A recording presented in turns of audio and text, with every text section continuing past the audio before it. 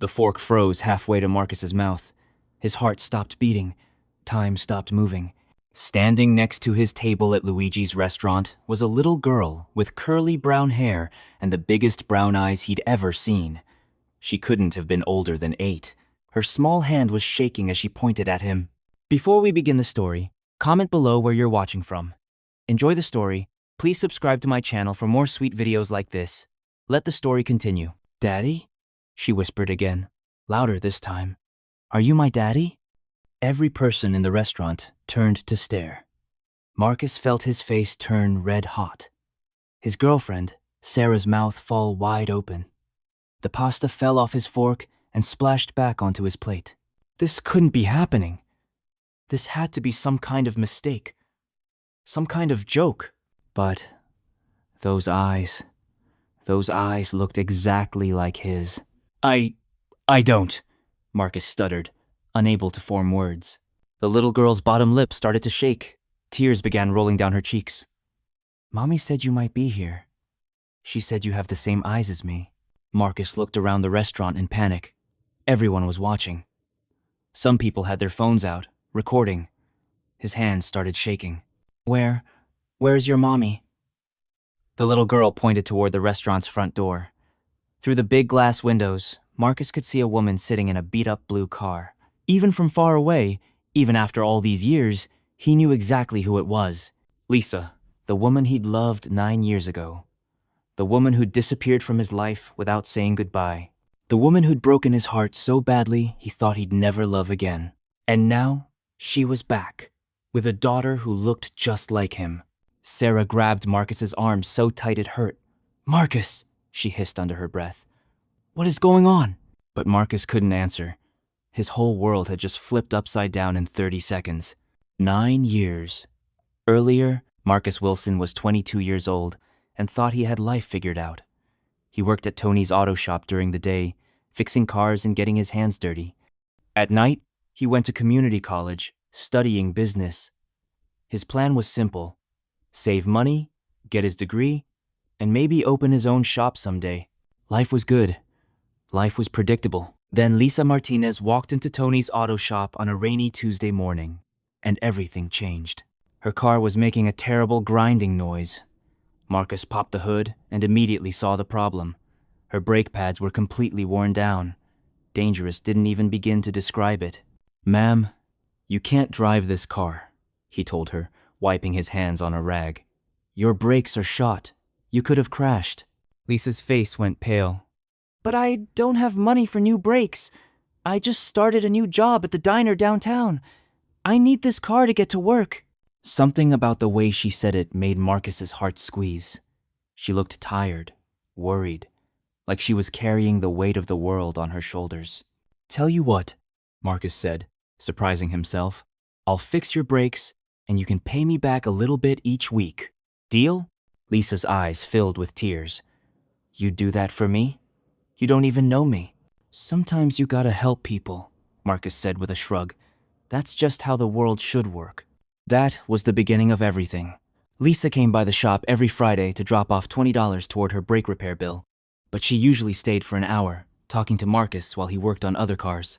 She told him about her job at the diner, about how she'd moved to town to start fresh after things went bad with her family, about her dreams of maybe going to nursing school someday. Marcus found himself looking forward to Fridays more than any other day of the week. You know, he said one Friday afternoon, there's this new burger place that opened up on Main Street. Want to check it out with me tomorrow night? Lisa's smile could have lit up the whole shop. I'd like that. Their first date lasted 4 hours. They talked about everything, their childhoods, their fears, their biggest dreams. Marcus had never felt so comfortable with anyone in his whole life. I feel like I can tell you anything, Lisa said as they sat in Marcus's truck outside her apartment. You can, Marcus said, meaning it completely. I'm not going anywhere. For 2 years, that was true. Marcus and Lisa became inseparable. She moved in with him after 6 months. They talked about getting married, about having kids someday. Marcus even bought a ring, a small diamond that cost him 3 months of savings. He was planning to propose on their 2-year anniversary, but Lisa had secrets.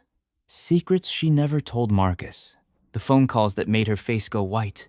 The letters she threw away without reading. The way she sometimes stared out the window with fear in her eyes. "Who was that?" Marcus would ask when she'd hang up the phone quickly. "Nobody important," Lisa would always say. "Don't worry about it." But Marcus was starting to worry. Lisa was getting more nervous, more jumpy. She kept talking about leaving town. "Maybe we should move somewhere new," she'd say. "Start fresh somewhere else." "But everything we want is here," Marcus would reply. "My job, your job, our friends. Why would we leave?" Lisa never had a good answer. Then, 3 days before their 2-year anniversary, Marcus came home from work to find Lisa gone. Not just out for the evening. Gone. All her clothes were missing from the closet. Her toothbrush was gone from the bathroom. The only thing left was a note on the kitchen table. "Marcus, I'm so sorry. I have to go away, and I can't tell you why. Please don't try to find me. You deserve someone better than me. Someone who can give you the life you want. I'll love you forever. Lisa." Marcus read that note 100 times. He called Lisa's phone, but it was disconnected. He went to the diner where she worked, but they said she'd quit without notice. It was like she'd vanished into thin air. For months, Marcus drove around town looking for her blue car. He checked every diner, every restaurant, every store. He even hired a private investigator, but the man couldn't find any trace of where Lisa had gone. Eventually, Marcus had to accept the truth. Lisa was gone, and she didn't want to be found. It took him 2 years to start dating again. Even then, it never felt the same. No one made him laugh like Lisa did. No one understood him like Lisa did. No one made him feel complete like Lisa did. He dated a few women, but nothing serious. Then, last year, he met Sarah at a friend's barbecue. Sarah was nice, pretty. She had a good job as a teacher. She was the kind of woman his parents always said he should settle down with. Sarah was safe, predictable. She would never disappear without warning. They'd been dating for 8 months now. Sarah had been dropping hints about moving in together, about meeting each other's families, about the future. Marcus liked Sarah. He really did. But if he was being honest, he still thought about Lisa almost every day. Still wondered what had happened to her. Still wondered if he'd done something wrong. And now here Lisa was, sitting in a car outside Luigi's restaurant, and here was this little girl calling him daddy. The little girl, his daughter, was still standing by his table, tears streaming down her face. The whole restaurant was dead silent, waiting to see what would happen next. "What's your name, sweetheart?" Marcus asked softly, his voice barely working. "Emma," the little girl whispered. "Emma Martinez." Martinez, Lisa's last name. Marcus did quick math in his head. If Emma was 8 years old, that meant Lisa had been pregnant when she left him. His hands started shaking so hard he had to put them under the table. "Emma, why don't you sit down for a minute?" Emma climbed into the empty chair across from Marcus. Sarah made a shocked noise and scooted her chair away from the table. "Marcus," Sarah hissed. "What is happening? Who is this child?" But Marcus couldn't take his eyes off Emma. She had his nose, his chin, his exact same cowlick that made his hair stick up in the back. "Emma," Marcus said carefully, "how do you know I'm your daddy?" Emma reached into her small pink backpack and pulled out a crumpled photograph. She slid it across the table to Marcus. It was a picture of him and Lisa from 2 years into their relationship. They were at the county fair, laughing at something off camera. Marcus remembered that day perfectly. It was one of the best days of his life. "Mommy showed me this picture," Emma said. "She said my daddy was the man with kind eyes who fixed her car. She said maybe someday I could meet you." Marcus's vision went blurry. Lisa had kept a picture of them all these years, had told Emma about him. "Where is your mommy now?" Marcus asked. Emma pointed toward the parking lot again. "She's in the car. She's scared to come in." "Scared of what?" Emma's little shoulders shrugged. "She said you might be mad at her. She said she did something bad a long time ago and you might not want to see her." Marcus looked out the window at the blue car. He could see Lisa's silhouette in the driver's seat. After 9 years of wondering, she was right there. Sarah stood up so fast her chair fell over. "Marcus, I am not dealing with this drama. Call me when you figure out what's going on." She grabbed her purse and stormed out of the restaurant. shooting angry looks at Emma as she left. Marcus barely noticed. All he could focus on was Emma's sweet little face and the impossible truth that was settling over him like a heavy blanket. This was his daughter. His daughter, who he'd never known existed. His daughter, who'd been growing up without him for 8 years. "Emma," Marcus said, "would it be okay if I talk to your mommy?" Emma nodded eagerly. "She really wants to talk to you too. She's been wanting to for a long time." Marcus stood up on shaky legs. The whole restaurant was still watching him like he was in some kind of movie. He left $40 on the table for their unfinished meals and took Emma's small hand in his. Together, they walked toward the front door, toward the parking lot, toward the woman who'd broken his heart 9 years ago and apparently taken his daughter with her. As they got closer to the blue car, Marcus could see Lisa more clearly. She looked older now, more tired. There were lines around her eyes that hadn't been there before. Her hair was shorter, but she was still beautiful. Still the woman he'd once planned to marry. Lisa saw them coming and got out of the car. For a moment, they just stared at each other across the parking lot. 9 years of hurt and confusion and unanswered questions hanging in the air between them. Then Emma let go of Marcus's hand and ran to her mother. "Mommy, I found him," Emma said, grabbing Lisa's hand and pulling her toward Marcus. "I found my daddy, just like you said." Lisa's eyes filled with tears. "Hi, Marcus." "Hi, Lisa." They stood there for what felt like forever, not knowing what to say. How do you start a conversation that's 9 years overdue? How do you explain why you disappeared with someone's child? Finally, Marcus found his voice. Is Emma really?" "Yes," Lisa whispered. "She's your daughter." The words hit Marcus like a punch to the stomach. Even though he'd known it was true, hearing Lisa say it out loud made it real in a way that knocked the breath out of him. "Why?" was all he could manage to say. Lisa glanced down at Emma, who was watching both of them with wide, curious eyes. "Not here. We can't talk about this here." Marcus looked around and realized she was right. People from the restaurant had followed them outside. Some were still taking pictures with their phones. This wasn't the place for the conversation they needed to have. "My apartment is 10 minutes from here," Marcus said. "We could." "Okay," Lisa said quickly. "Yes, we need to talk." Emma clapped her hands together. "Can I see where my daddy lives?" Marcus looked down at his daughter. His daughter! And felt his heart break and heal at the same time. "Of course you can, sweetheart." They drove to Marcus's apartment in separate cars. Marcus in his truck, Lisa and Emma following in the blue car. Marcus's mind was racing the whole way. He had a daughter. He had an 8-year-old daughter who'd been living without him her entire life. What kind of father was he going to be? What did Emma like to do? What was her favorite food? Did she play sports? Was she good in school? Did she have friends? There were 8 years of questions he needed answers to. When they got to his apartment building, Emma immediately ran up to him and took his hand again. The gesture was so natural, so trusting, it made Marcus want to cry. "This is where you live?" Emma asked, looking up at the 3-story brick building. "Yep, 3rd floor. Want to see?" Emma nodded enthusiastically. Lisa hung back, looking nervous and uncertain. Marcus's apartment was small but clean.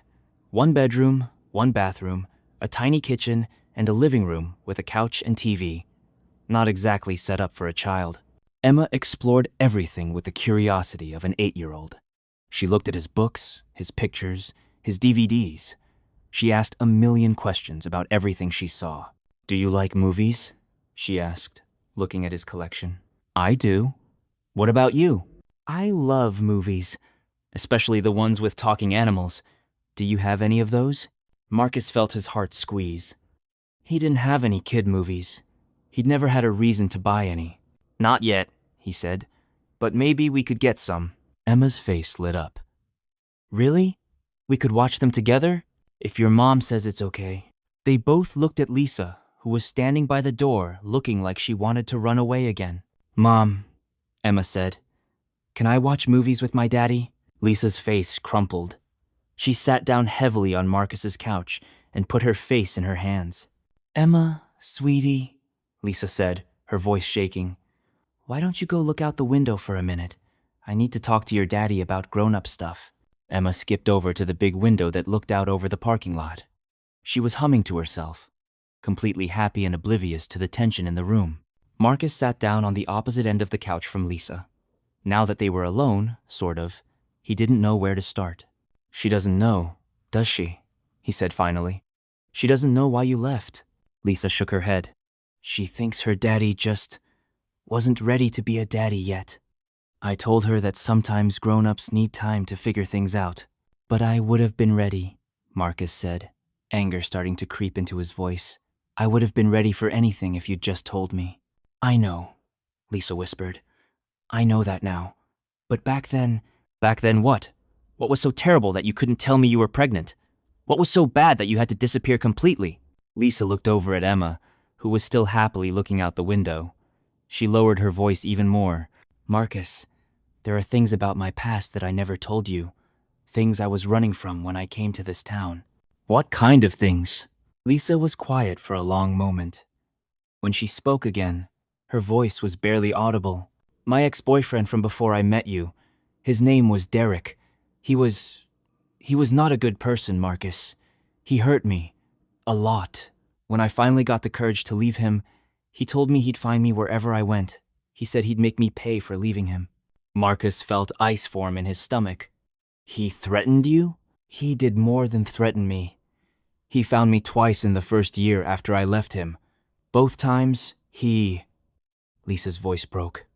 Both times, he made it clear that running away from him wasn't an option. Why didn't you call the police? Lisa laughed, but it was a bitter sound. Derek was a police officer, Marcus. In the next county over. Who was going to believe me over him? Marcus stared at her. This was not what he'd expected to hear.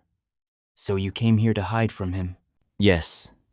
And for 2 years, it worked. I was happy here.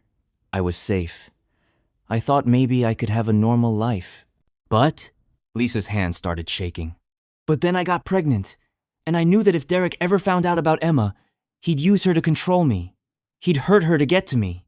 Marcus felt sick. So you left to protect her. I left to protect both of you, Lisa said, tears streaming down her face now. Because Derek had found me again. He called me 3 days before I left. He said he knew where I lived, where I worked, who I was dating. He said if I didn't come back to him, he'd make sure everyone I cared about paid the price. Marcus remembered those phone calls that used to make Lisa's face go white. The letters she threw away, the fear in her eyes. You were protecting me, he said quietly. I was trying to protect everyone. I thought if I disappeared, if I went somewhere far away, Derek would leave you alone, and Emma would be safe. Where did you go? California. As far away as I could get. I had Emma there. I've been working as a waitress, trying to make ends meet, trying to give her a good life. Marcus looked over at Emma, who was now drawing pictures on the foggy window with her finger. His daughter had spent her whole life on the run because of some monster he'd never even known existed. Why did you come back now? He asked. After all this time? Lisa wiped her eyes. Because Derek is dead. Marcus's head snapped up. What? He died 6 months ago. Car accident. I saw it in an online newspaper from his county. I couldn't believe it at first, but I checked and double-checked. He's really gone. So, you're safe now. We're safe now. And Emma. Lisa looked over at her daughter with so much love, it made Marcus's chest ache. Emma has been asking about her daddy every day since she could talk. I kept putting her off, making excuses, but she's getting older now, and the questions are getting harder to answer. So you decided to find me. I was so scared, Lisa admitted. I didn't know if you'd moved away. I didn't know if you were married, or had other kids, or if you'd hate me for keeping Emma from you. Marcus was quiet for a long time, processing everything Lisa had told him. 9 years of anger and hurt and confusion suddenly made sense.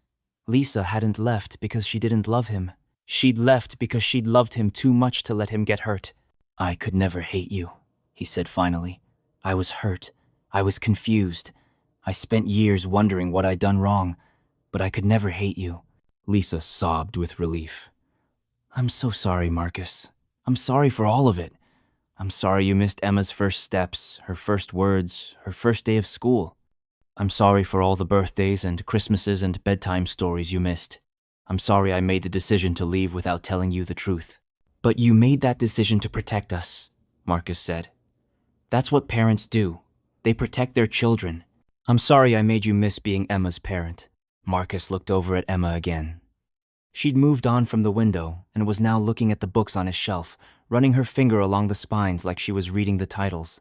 Maybe I missed the first 8 years, Marcus said, but I don't have to miss any more.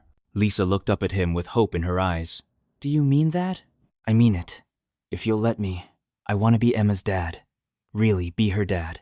I want to make up for lost time. She wants that too, Lisa said. She's been dreaming about meeting you for years. Emma chose that moment to come back over to them. Are you done talking about grown-up stuff? She asked. For now, Marcus said, opening his arms. To his amazement, Emma climbed right up onto his lap like she'd been doing it her whole life. Daddy, she said, and Marcus thought his heart might explode from the sound of that word. Will you read me a story? I don't have any kid books here, Marcus said apologetically. That's okay, Emma said, snuggling against his chest. You can just tell me a story about when you and Mommy were young and in love. Marcus looked at Lisa over Emma's head. Lisa was crying again, but this time they looked like happy tears.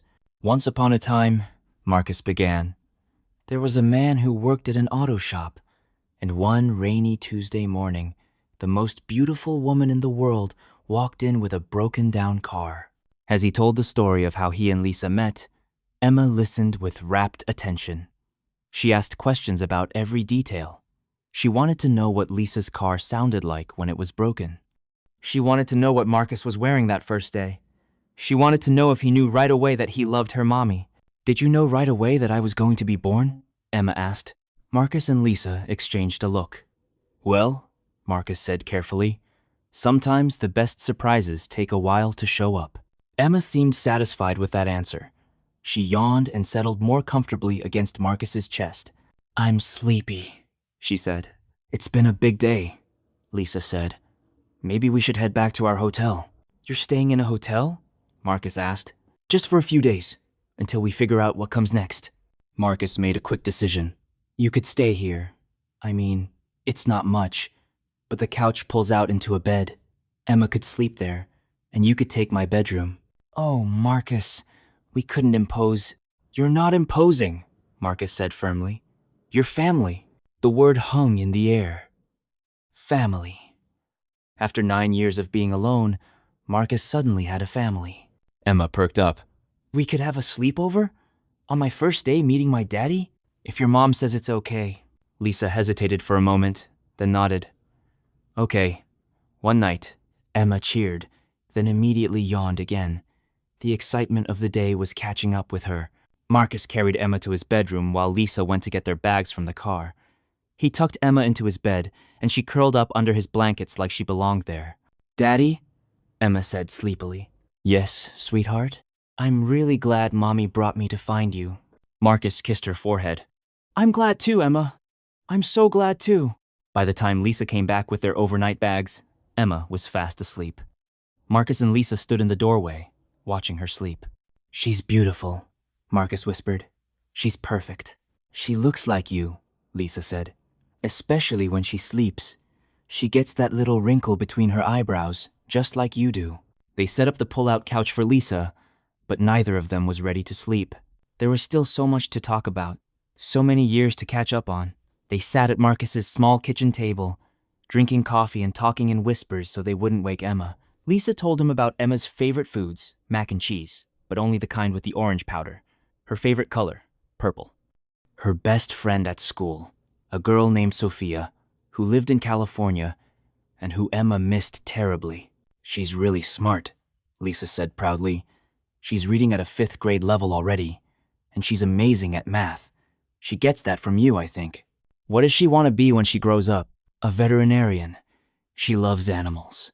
We had a cat for a while, but we had to give him away when we moved. Emma cried for weeks. Marcus made a mental note to look into getting Emma a pet. They talked until almost midnight. Finally, Lisa yawned and said she should probably try to get some sleep. Lisa, Marcus said as she was getting ready to lie down on the pull-out couch. What happens now? I mean, are you staying in town? Are you going back to California? What's the plan? Lisa was quiet for a moment. I don't know, she said honestly. I spent so many years just focused on keeping Emma safe that I never really thought about what would happen after. I guess I figured we'd visit you for a few days, and then maybe we could work out some kind of arrangement where Emma could see you sometimes. What if you stayed? Marcus asked. What if you both stayed here permanently? Lisa's eyes widened. Marcus, I can't ask you to... You're not asking. I'm offering. Emma belongs here, with her dad. And you... Marcus paused, trying to find the right words. You belong here too, Lisa. You always did. But what about your girlfriend, Sarah? Marcus thought about Sarah's reaction at the restaurant. The way she'd stormed out without even trying to understand what was happening. The way she'd looked at Emma like she was some kind of problem to be solved. Sarah and we're not that serious, Marcus said. Not serious enough for her to stick around when things get complicated. Are you sure?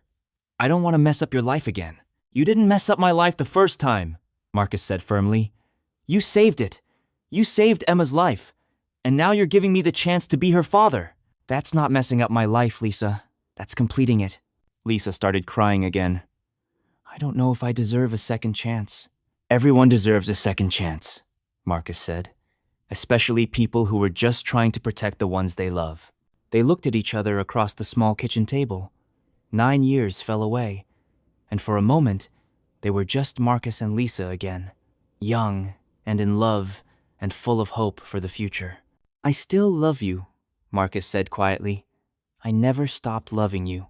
I never stopped loving you either, Lisa whispered. Not for a single day.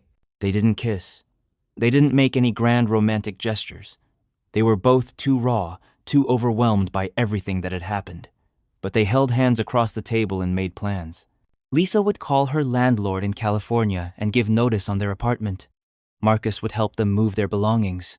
They'd find a bigger apartment, one with a real bedroom for Emma. Marcus would learn how to be a dad, and Lisa would learn how to trust that they were really safe now. And Emma would finally have what she'd been dreaming of her whole life, a complete family. There's just one thing, Lisa said as they were finally getting ready to sleep. What's that? Emma's birthday is next month. She's turning 9. She's been planning it for weeks, and she has very specific ideas about what she wants. Like what? Lisa smiled. She wants a party with both her parents there. She's been talking about it non-stop since we decided to come find you.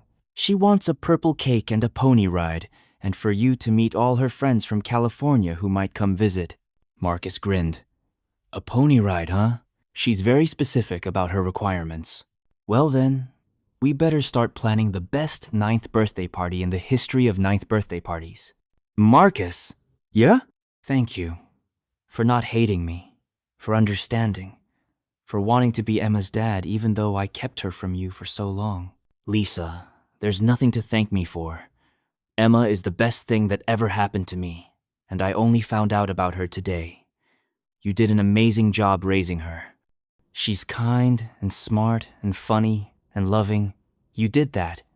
You gave her everything she needed to become the incredible little person she is. I just wish you could have been there from the beginning. Me too. But we can't change the past. We can only make sure the future is different. As Marcus lay in bed that night, listening to Emma's soft breathing beside him, he thought about how much his life had changed in just a few hours. This morning he'd been Marcus Wilson, auto mechanic and part-time college student. He'd been dating Sarah, living alone, wondering what his future held. Tonight he was Emma's dad. He was part of a family. He had a daughter who looked at him like he hung the moon and called him daddy like it was the most natural thing in the world. Emma stirred in her sleep and instinctively moved closer to him, like she knew she was safe. Marcus carefully put his arm around her and felt his heart expand in ways he didn't know were possible. Tomorrow would bring new challenges. They'd have to figure out logistics, school enrollment, custody arrangements, how to blend their lives together after 9 years apart. Sarah would probably call, and that conversation wouldn't be fun. Marcus would have to tell his parents they had a granddaughter they'd never known about. But tonight, none of that mattered. Tonight, Marcus had his family back, the family he'd never known he'd lost. Just before he fell asleep, Emma mumbled something in her dreams. "Love you, Daddy," she whispered, still fast asleep. Marcus kissed the top of her head and whispered back, "Love you too, sweetheart. Forever and always." But even as Marcus drifted off to sleep, holding his daughter close, he had no idea that their story was about to take another dramatic turn. Because in the parking lot outside his apartment building, a figure sat in a dark car, watching the windows of Marcus's third-floor apartment. Derek might be dead, but Lisa's past wasn't finished with her yet.